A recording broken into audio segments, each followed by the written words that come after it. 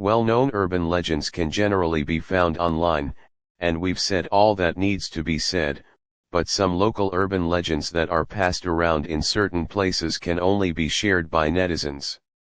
Just like today's story comes from a netizen named Gina, who lives in a coastal city in the north, not far from the royal palace. There is a river in the area. A few years ago, a rainbow bridge was built over the river. When the bridge was just completed, the second uncle of the chicken was hungry. I was hungry. I was making a lot of money at the time. Around 10 o'clock tonight, two couples were on the newly built rainbow bridge, riding electric scooters and humming a tune. As they were walking, the second uncle of the chicken found that there was a young man in front of him who seemed to be holding something in his hand, muttering words, as if he was crying. Everyone was very curious, and the two uncles stepped on the gas and overtook the young man from behind to see what was going on. As a result, after the second uncle of the chicken overtook the car and looked back, he almost scared to death. The second uncle of the chicken's original words were, "I was so scared that I almost sprayed feces out. I saw the young man holding a bloody head in his hand, crying and running snot. What was he saying? Ying, I was wrong." Before the second uncle of the chicken could react, the man picked up the head and kissed it on the mouth, and then jumped into the river with the head in his arms. You say this is still unbearable, it is obviously a matter of life and death. The second uncle of the chicken quickly called the police, and the police also attached great importance to it, and quickly arrived at the scene of the incident, and then organized a rescue team to start fishing. From 11 o'clock that night to 5 o'clock the next morning, nothing was found. The second uncle of the chicken was detained for making a false alarm.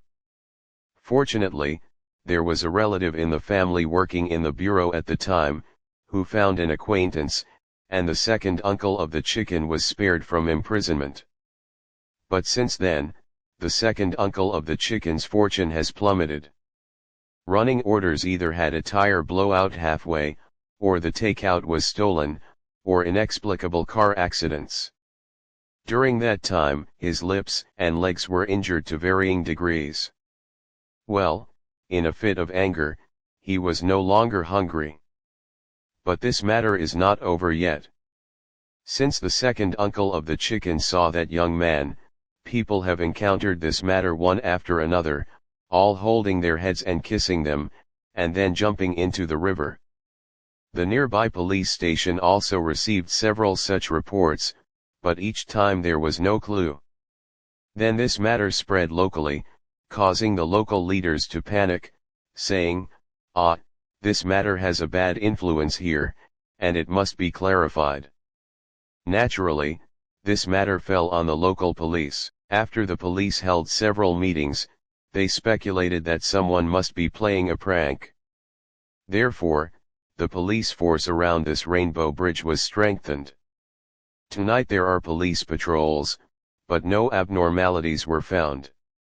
Until one day, the police officer Lao Zhang took the intern police officer Xiao Jiang to patrol there, and they met them.